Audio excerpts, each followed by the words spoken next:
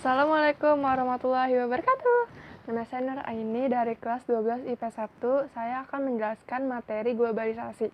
Berikut ini penjelasannya.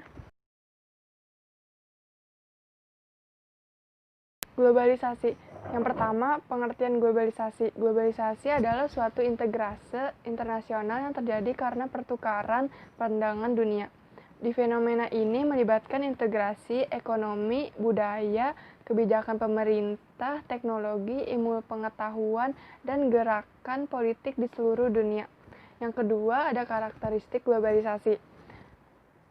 Di karakteristik ini ada terjadinya pertumbuhan transaksi keuangan antar negara atau internasional sangat tepat, pertumbuhan perdagangan yang sangat cepat, gelombang investasi asing langsung, timbulnya pasar global, dan penyebaran teknologi.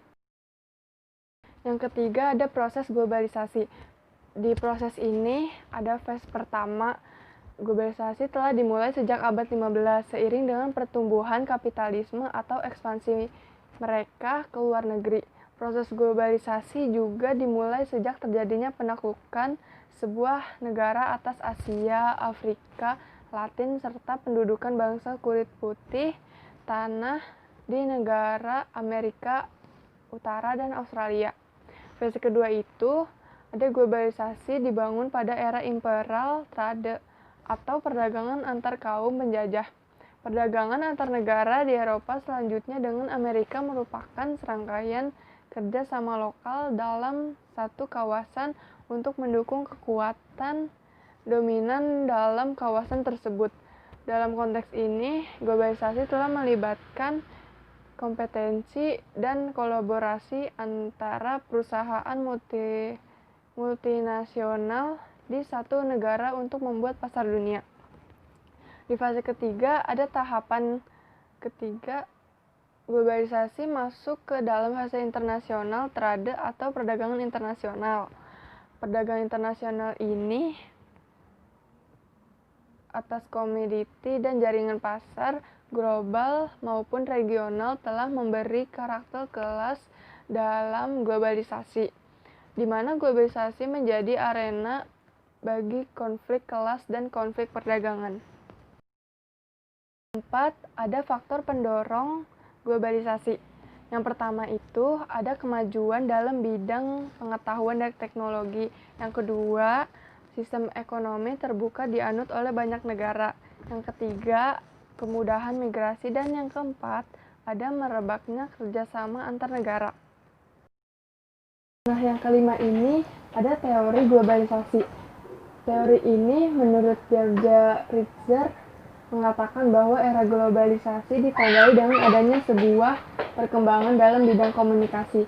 Misalnya, munculnya telepon atau televisi, kemudian akan diakhiri dengan kesadaran masyarakat secara global mengenai hal tersebut.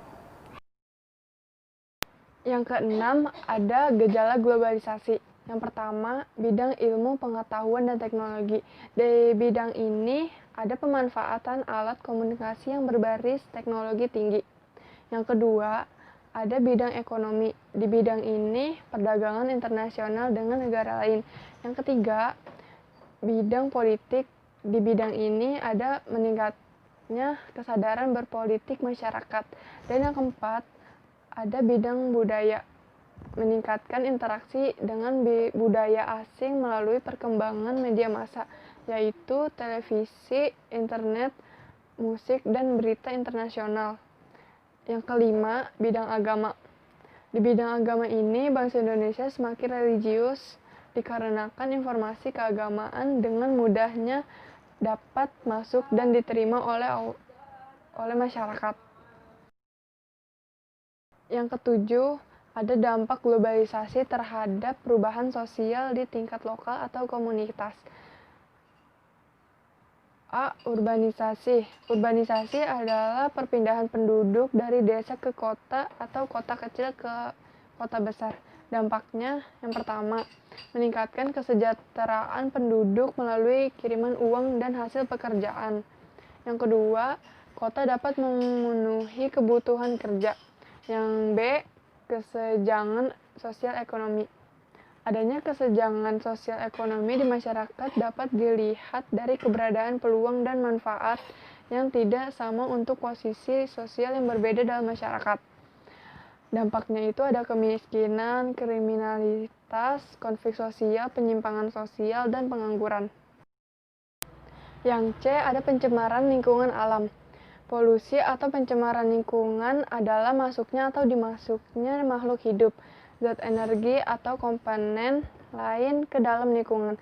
Dampaknya itu yang pertama, pencemaran lingkungan terhadap kesehatan manusia termasuk fisik. Dampaknya pencemaran terhadap ekosistem. Yang D, kriminalitas. Segala tindakan atau sesuatu yang dilakukan individu, kelompok, ataupun komunitas yang melanggar hukum atau suatu tindakan kejahatan sehingga mengganggu keseimbangan atau stabilitas sosial dalam masyarakat. Dampaknya itu peningkatan solidaritas, evaluasi hukum, efek jera media. Yang ke-8 ada lunturnya ekstensi jati diri bangsa. Contoh lunturnya ekstensi jati diri bangsa akibat globalisasi antara lain masuknya perusahaan asing ke negara Indonesia. Dengan adanya internet, maka dapat merangsang ide-ide untuk menciptakan hal-hal baru, namun terkadang hal tersebut bertentangan dengan norma-norma yang berlaku di Indonesia. Lalu ada permasalahan sosial akibat perubahan sosial di tingkat lokal atau komunitas disebabkan globalisasi. Ada kenakalan remaja dan kriminalitas. Selanjutnya, ada strategi dan berbagai pendekatan pemberdayaan untuk mengatasi ketimpangan sosial akibat globalisasi.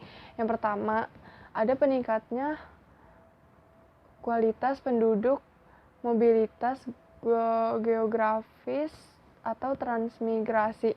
Yang ketiga, menciptakan peluang kerja.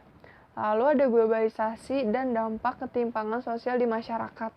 Di era tanpa batas, globalisasi seperti saat ini, ketimpangan sosial menjadi dampak yang sulit dihindari di suatu masyarakat.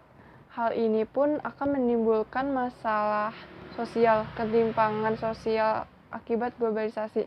Yang pertama, perekonomian tumbuh tidak merata. Dan yang kedua, dominasi ekonomi negara maju berdampak pada kebijakan di bidang politik. Yang ketiga, westernisasi budaya atau bahasa lokal yang semakin terkikis. Sekian dari saya, Nur Aini, telah selesai menjelaskan apa itu globalisasi. Semoga kalian paham. Wassalamualaikum warahmatullahi wabarakatuh.